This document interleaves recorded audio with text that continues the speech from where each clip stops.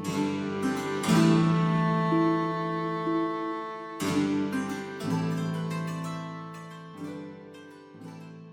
this is Keith with the Boleskine House Foundation. We are presenting to you today on some of our ambitious renewable initiatives at Boleskine House.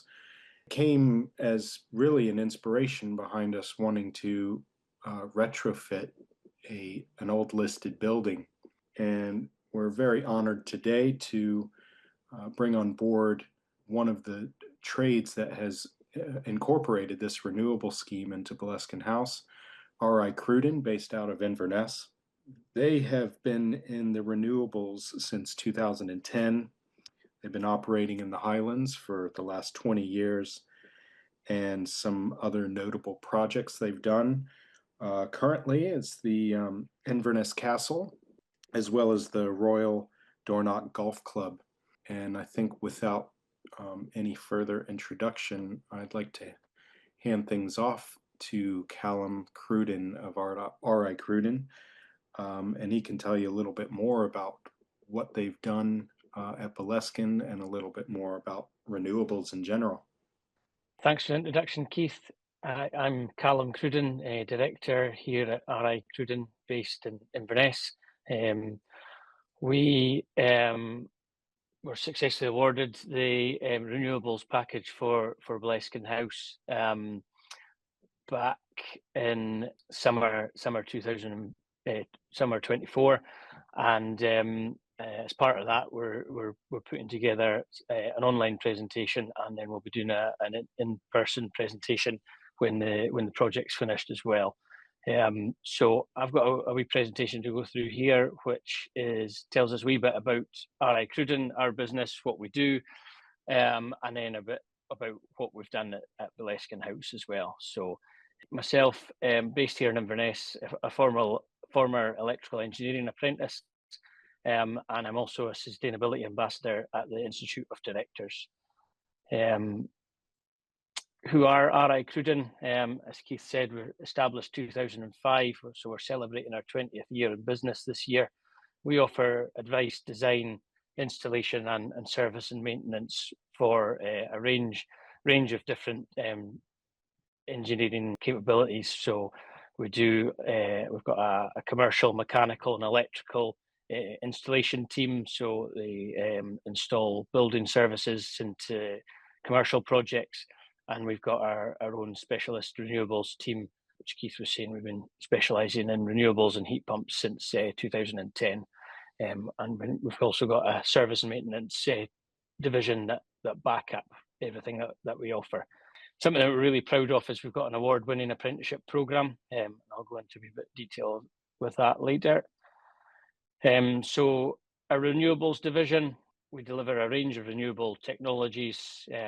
Most notably at the moment, and what we'll talk about today, is heat pumps, both air and ground source, solar PV, battery storage, and things like that.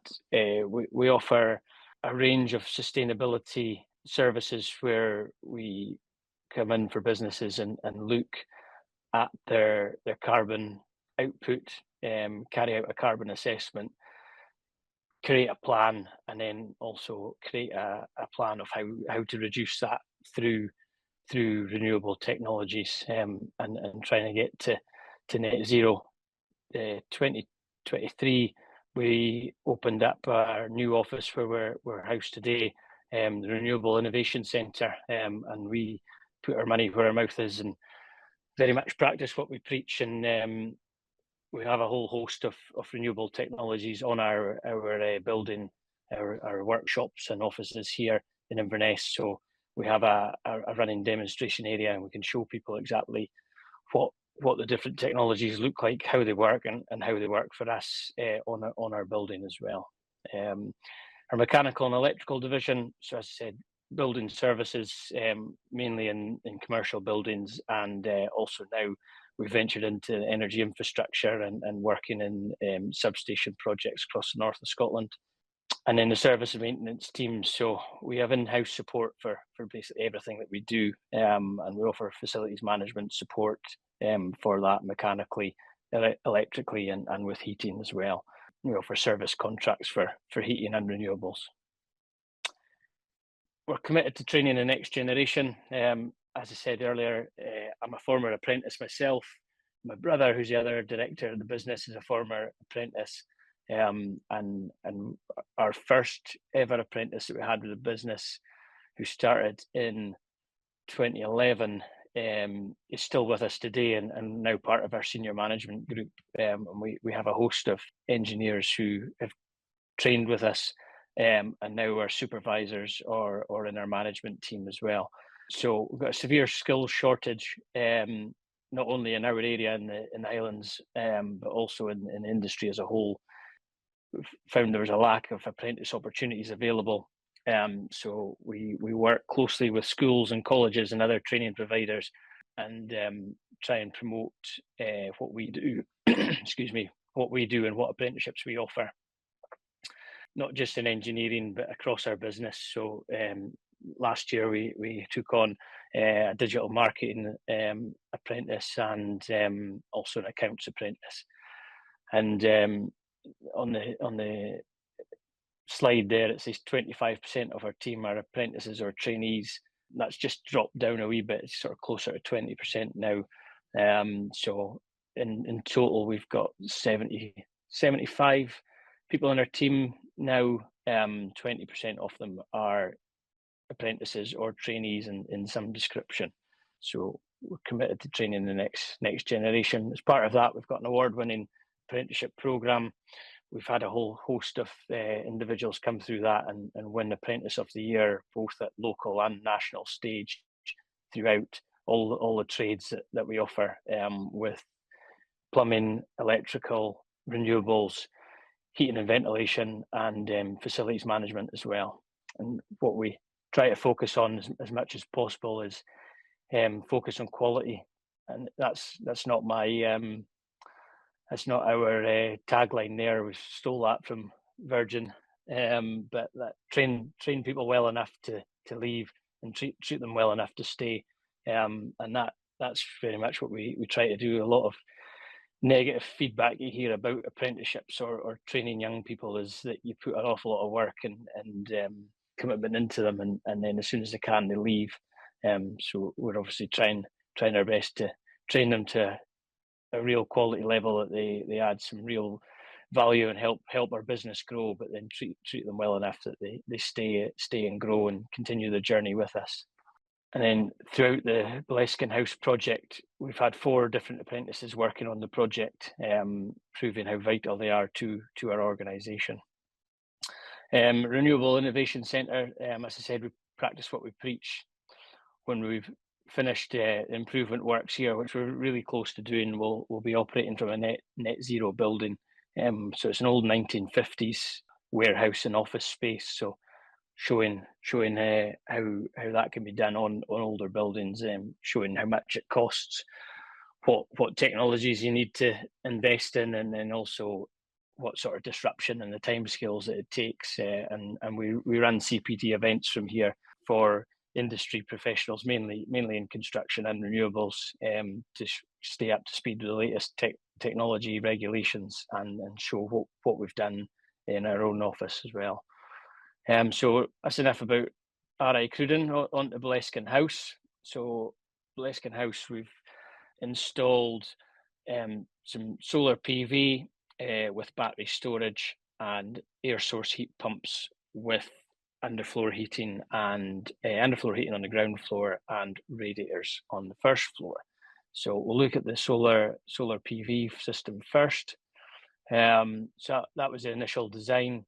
So we installed 33 panels, which is a 10 kilowatt 3-phase solar PV inverter. It's a hybrid inverter. It's got built-in battery storage as part of that, and there's 16.4 kilowatt hours of battery storage incorporated in the system. The system provides a kilowatt peak of 14.19. So that the kilowatt peak is the maximum DC power installed, where the 10 kilowatt is the maximum AC power. So what that does is all solar systems are slightly oversized. Reason being is on days where it's not full sunshine, it's maybe duller or cloudier, there's more chance of reaching that maximum 10 kilowatts if the system's oversized.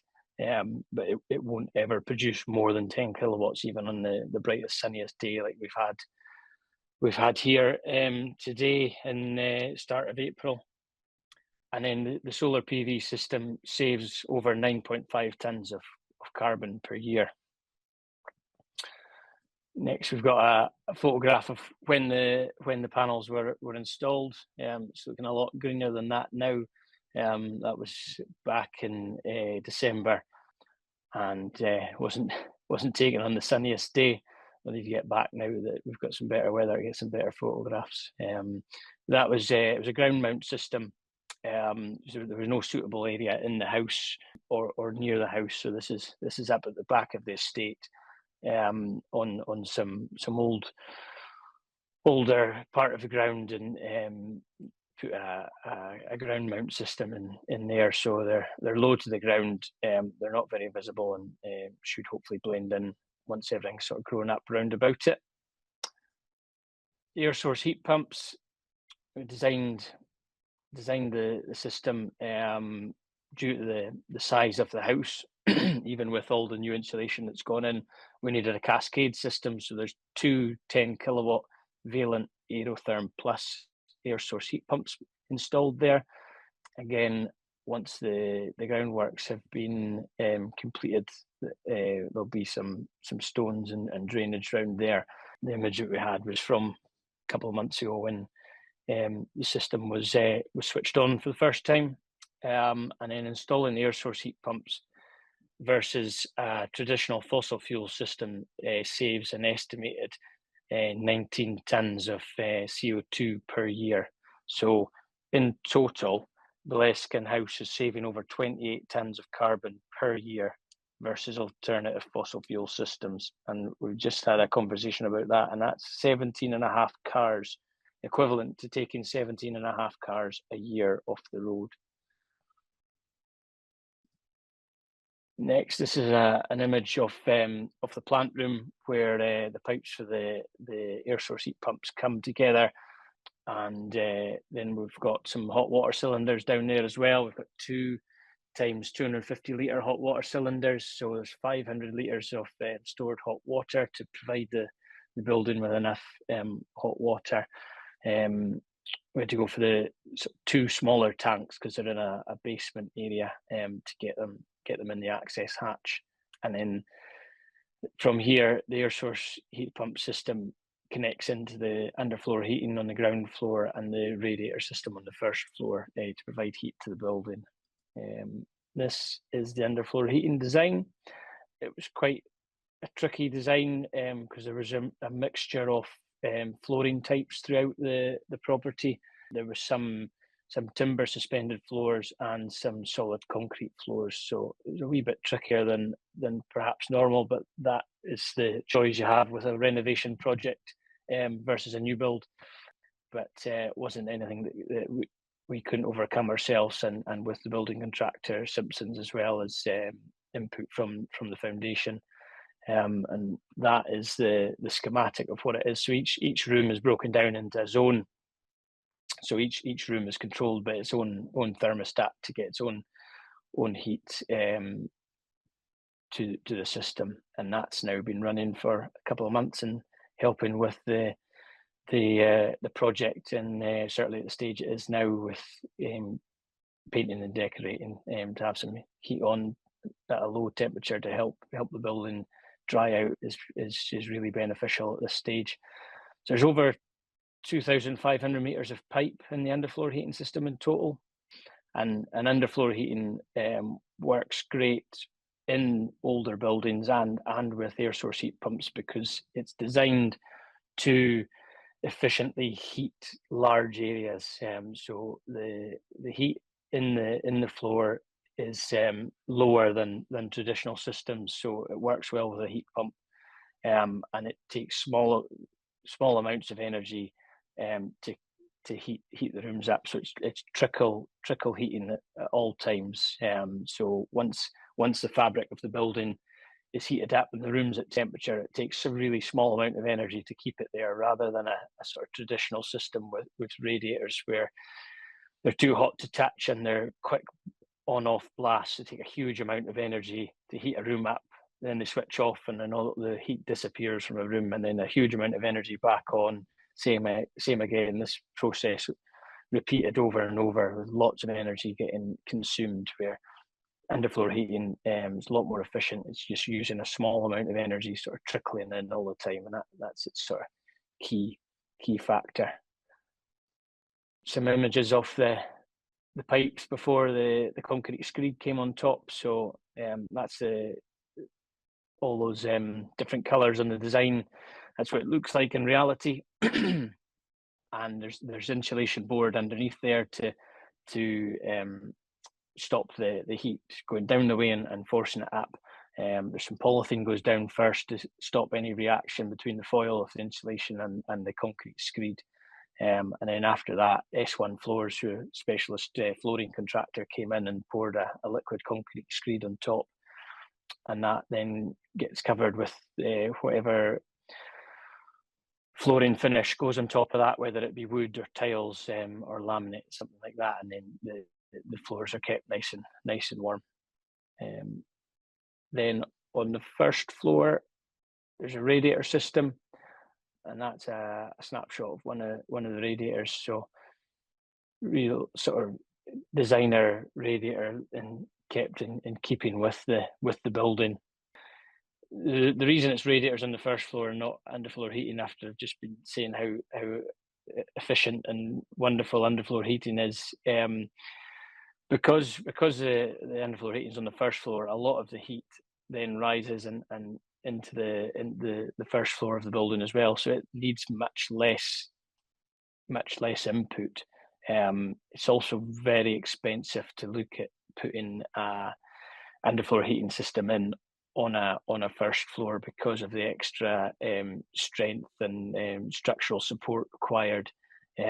So for efficiency and for commercial viability, that's why we've chosen radiators. And normally an upstairs is more sleeping areas or bathrooms where they're not needed to be kept at a constant temperature the whole time. They are looking for a little more of a on-off control, and that's done then by sizing the radiators so they can still use the lower temperature of the air source heat pump to still provide the heat required. And that's what we're looking at.